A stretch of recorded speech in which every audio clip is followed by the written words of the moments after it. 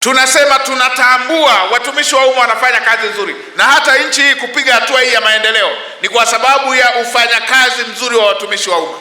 Lakini tumesema kama ilivyo kawaida, hata kwenye familia wapo na wazembe ambao wamekuwa wakisababisha kero kwa wananchi wetu. Wale wanaopiga danadana wananchi wanapokwenda kutafuta ufumbuzi wa kero zinazowakabili, hao ndio tunaosema hawatakuwa na nafasi. Mwananchi anakwenda kwenye ofisi ya serikali akiwa na jambo linalomsibu, analifikisha, anatarajiwa apate ufumbuzi, na Mheshimiwa Rais amewezesha kila ofisi ikapata kitendea kazi ili waweze kuwasaidia Watanzania. Anafika pale, lugha anayokutana nayo si njema. Anafika pale, anasikilizwa, anapigwa kalenda, uje kesho.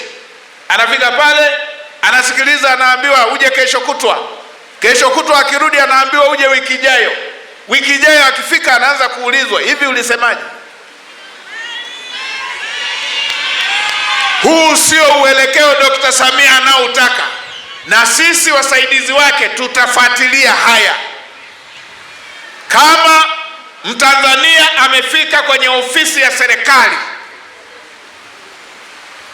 watendaji wote serikalini, chukua kumbukumbu ya jambo analofuatilia.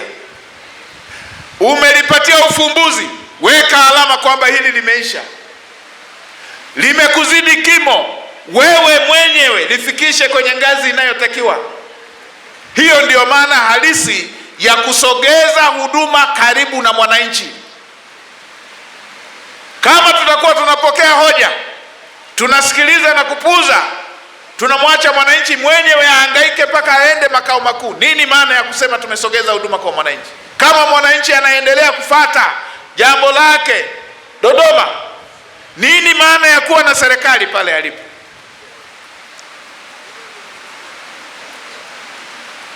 Rais amewezesha miundombinu, amewezesha vitendea kazi, amewezesha magari mengi kwa ajili ya watumishi watendaji serikalini kuwafikia wananchi, amewezesha pikipiki wawafikia wananchi.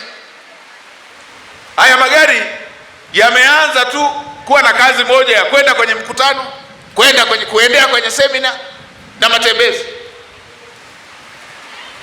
Hili jambo ni lazima tubadili uelekeo kwa wakati huu, na wakumbusha utaratibu tunaotakiwa kutumia.